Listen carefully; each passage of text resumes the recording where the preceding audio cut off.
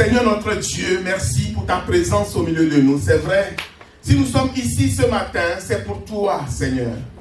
Nous ne sommes pas venus parce que nous voulons voir je ne sais qui. Mais nous sommes venus, Seigneur, malgré le temps, Seigneur, qu'il fait. Parce que nous avons la foi que tu es notre Dieu. Parce que nous voulons t'adorer. Parce que nous voulons te célébrer. Parce que nous reconnaissons que notre souffle de vie même nous vient de toi.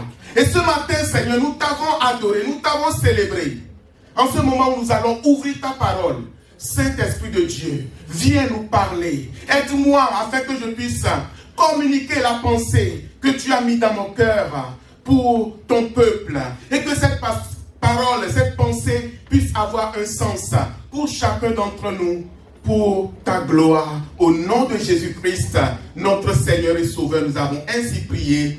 Amen. Amen. Amen. Gloire à Dieu. Nous pouvons acclamer Jésus. Amen. Merci Seigneur. Merci Pasteur René pour cette introduction. Amen. C'est vrai, nous voulons encore avancer encore plus dans notre pensée que nous avons commencé dimanche dernier. Et dimanche, nous étions dans Jean chapitre. C'était quel chapitre? Jean chapitre 11. Merci. Ah, je suis sauvé. Amen. Nous étions dans Jean chapitre 11. Et c'était l'histoire de quel monsieur? Malade et décédé. Lazare. Amen. On ne peut pas oublier ça. Lazare était malade. Nous avons vu que Lazare et sa famille étaient une famille proche de Jésus. Lazare lui-même était reconnu comme étant un ami de Jésus. Et Lazare est mort, Lazare était malade. On a envoyé chercher Jésus, mais sauf que Jésus n'est pas venu au moment où la famille l'attendait. Nous avons vu que des fois, nous aussi, nous demandons au Seigneur d'intervenir dans nos situations. Nous disons au Seigneur, viens, la situation est catastrophique. Et nous recevons une parole de la part de Dieu qui nous dit, tiens bon, oh, ça va changer. Et puis nous attendons, et malheureusement, la chose semble totalement se gâter aux yeux des hommes. Voilà que Jésus a dit que cette maladie, elle n'est pas pour la mort, mais elle est pour la gloire de Dieu. Mais voilà que Lazare est mort. La famille était découragée. Et après, Jésus va venir plus tard. Et quand Jésus va venir, nous avons dit que Jésus a dit 3 paroles fortes. Et la première parole, c'était, ne t'ai-je pas dit que si tu crois, tu verras la gloire de Dieu. Amen. Et cela veut dire que le Seigneur veut vraiment que nous puissions croire, même quand tout va mal. Amen. Croire contre toute espérance. Quand la situation est catastrophique, Dieu veut que nous puissions toujours croire. Et deuxièmement, la deuxième parole, je ne sais pas si je l'avais dit, c'est que Jésus a dit, Père, je sais que tu m'exauces toujours. Alléluia. Je sais que tu m'exauces toujours. Quelle que soit la situation pour Jésus, lui dit, Père, moi je sais que tu m'exauces toujours. Est-ce qu'il y a quelqu'un ici? Est-ce qu'il y a quelqu'un ici ce matin qui croit que le Seigneur l'exauce toujours? Amen. Bien-aimé, c'est pas une question facile. Hein? Amen. Il y a un mort dans le tombeau. Il y a un mort qui n'est pas encore sorti du tombeau. Jésus vient et dit, Père, je sais que tu m'exauces toujours. Amen. Amen. Et la troisième parole que Jésus a proclamée, c'est Lazare, sors. Lazare sort. Amen. Donc Jésus a ordonné que le mort sorte du tombeau. Alléluia. Cela, et nous avons vu que cette histoire de la maladie, de la mort et de la résurrection de Lazare est un enseignement pour l'Église concernant les choses à venir, concernant le retour du Seigneur. Et nous avons vu que nous étions dans 1 Thessaloniciens, nous avons lu plusieurs textes. Dimanche, je ne vais pas refaire tout le résumé. Amen. Mais pourquoi Jésus a tardé à venir? Il voulait voir quelle est la foi de cette famille. Amen. Amen. Comme aujourd'hui, l'Église attend le retour du Seigneur. Sauf que ça fait plus de 2000 ans que l'Église attend. Parce que quand nous parlons du retour de Jésus, nous en parlons comme si c'est une affaire de notre époque aujourd'hui. Mes frères et sœurs, quand vous lisez le livre des Actes des Apôtres, vous verrez que les premiers disciples, ils attendaient plus le retour du Seigneur plus que toi et moi. Amen. Ils étaient sûrs que peut-être c'est demain, au plus tard le mois prochain. Ils étaient même, ce qui fait qu'ils Ils étaient même tout le temps ensemble. Parce qu'ils croyaient que le maître allait revenir tout de suite. Mes frères et sœurs, Jésus n'est pas revenu. Ils sont tous morts. Ils sont tous morts. Et les choses ont continué ainsi. Et Paul va dire aux Thessaloniciens, parce qu'à cette époque, Jésus était déjà monté au ciel. Les décennies commençaient par passer. Amen. Et les Thessaloniciens voyaient des frères et sœurs mourir. Des gens qui attendaient que Jésus revienne mouraient. Et cela commençait par décourager certains. Et c'est là où l'apôtre va leur dire, 1 Thessaloniciens 4, frères, je ne veux pas que vous soyez dans l'ignorance au sujet de ceux qui dorment. Car ceux qui sont morts en Christ, quand le Seigneur va revenir, ils vont être les premiers qui vont ressusciter. N'est-ce pas merveilleux? Il dit que les morts ressusciteront en premier. Ça veut dire que quand Jésus est parti au ciel, bien aimé, le premier message de l'Église, ce n'était pas la résurrection des morts. C'était il va revenir demain. C'était il revient bientôt. Mais quand les gens commençaient par partir, quand les disciples même, ils étaient tous morts, ceux qui les ont suivis dans les tout premières décennies, commençaient par mourir, il fallait encourager l'Église pour dire que ceux qui sont morts, ils ne sont pas morts en vain, qui se relèveront. Alléluia. Et c'est là où ce message de la résurrection est remis au grand jour. Alléluia. Paul va leur dire que nous avons une espérance. Et ce que Dieu, ce matin quand je priais, je dis, mais Seigneur, aide-moi. Ce que tu as mis dans mon cœur, il faut que j'arrive à faire passer ce message. Je lui témoigne, je dis, oh Saint-Esprit, aide-moi. Il faut que je parvienne à transmettre ce message. Alléluia. Bien-aimé, l'espérance que Dieu a mis en nous dépasse ce monde, dépasse cette vie. Alléluia.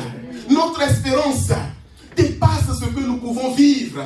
Notre espérance dépasse ce que nous pouvons traverser, bien-aimés.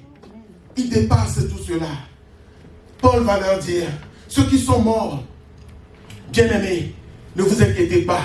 Quand Christ va revenir, c'est eux qui seront les premiers à se relever. Ensuite seulement, nous les vivants, nous serons tous transformés et nous irons à la rencontre du Seigneur dans les airs. Amen. Le but, bien-aimé, de cet enseignement est de nous aider à comprendre le véritable christianisme qui est basé sur des promesses que l'on ne voit pas forcément, quoiqu'elles s'accompliront certainement. Amen.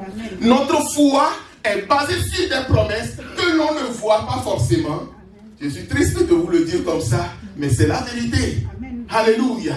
Mais qui s'accompliront certainement. Est-ce qu'on peut lire un verset? Amen.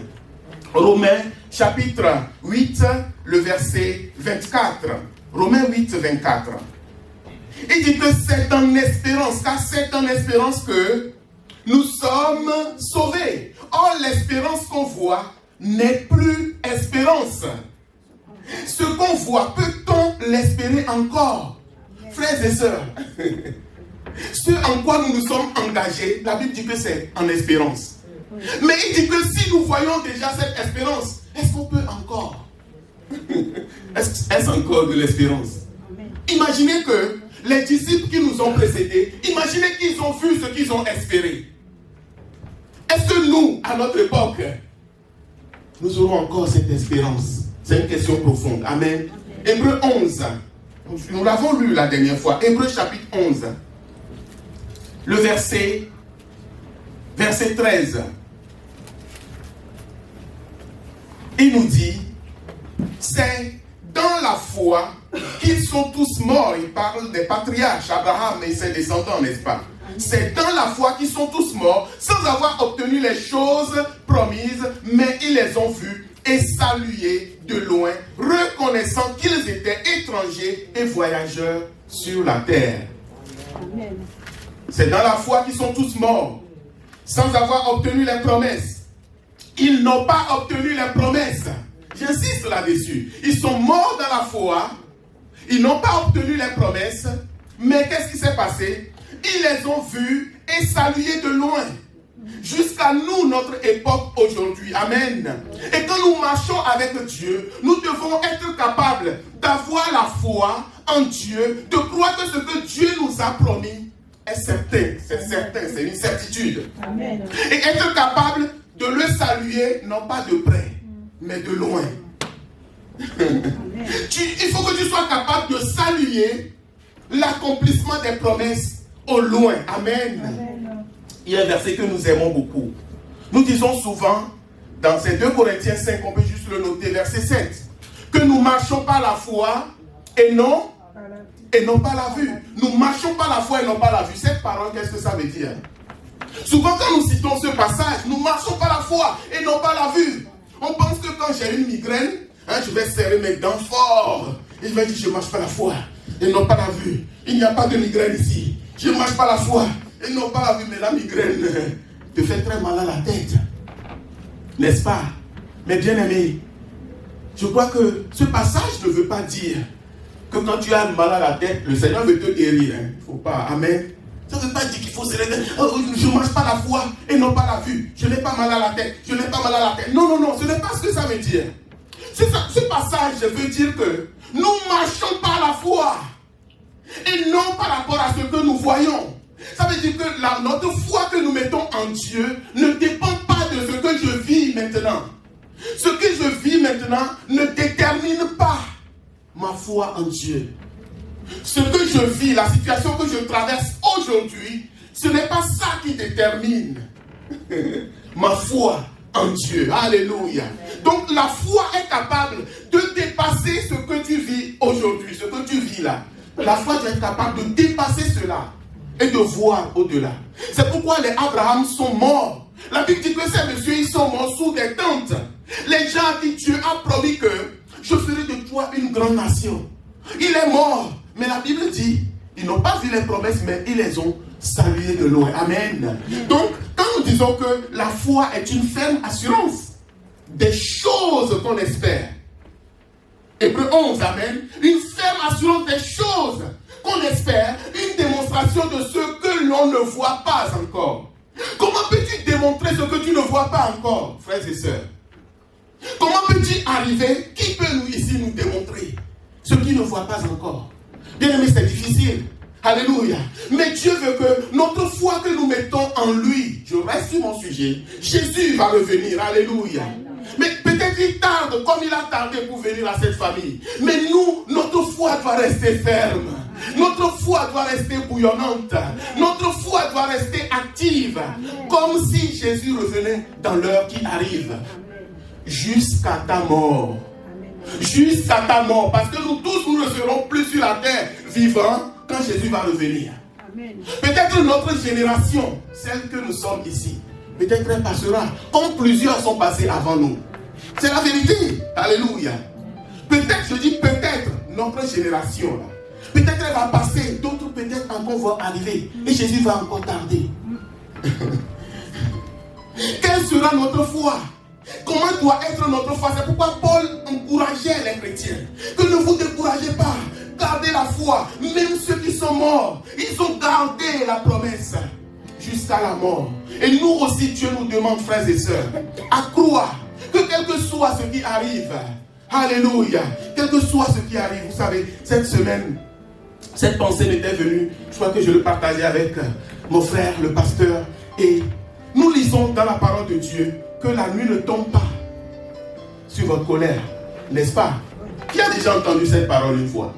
Que la nuit ne tombe pas sur ta colère. Est-ce qu'il y a quelqu'un qui a déjà entendu cette parole une fois? Nous tous, amen. Que la nuit ne tombe pas sur notre colère. C'est dans la Bible, hein, bien aimé. Mais est-ce que nous la mettons en pratique? Ah, gloire à Dieu, ma soeur. Amen. Si tu arrives à le faire, gloire à Dieu. Certains arrivent à le faire. Alléluia. Dieu dit que la colère,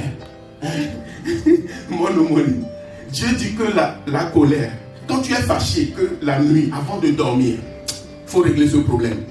Amen. Mais bien aimé, chaque nuit, nous allons nous coucher comme ça. Chaque nuit, tu vas te coucher, mais c'est grave. C'est très grave. Je dis, oh Seigneur. Je dis, mais oui, c'est parce que si tu vas te coucher comme ça et tu pars. Moi, il n'y a pas de pasteur là-bas. Hein. Vous savez, quand quelqu'un s'éteint, il y a un autre qui se lève directement. Et celui-là, il va faire face directement à son Créateur. Alléluia. On l'a lu dans Ecclésiaste, semaine dernière, 12. Amen. Il dit, jeune homme, profite de la vie. Vis ta vie. Mais il y a les jours sombres qui arrivent. Nous sommes les enfants de Dieu. La parole de Dieu est là. Il dit que la nuit ne tombe pas sur ta colère. Mais nous sommes en colère. Nous allons nous coucher comme ça. Si tu pars, c'est grave. Amen. Juste, cette crainte respectueuse doit rester dans nos cœurs. Et doit nous pousser tout le temps à nous repentir devant Dieu. Et doit nous pousser à dire, mais moi aussi je suis un pécheur. Moi aussi j'ai fait du mal à quelqu'un. Moi aussi j'ai blessé quelqu'un. Alors Seigneur, il dit que si vous pardonnez à ceux qui vous ont offensé, votre Père Céleste vous pardonnera aussi. Amen.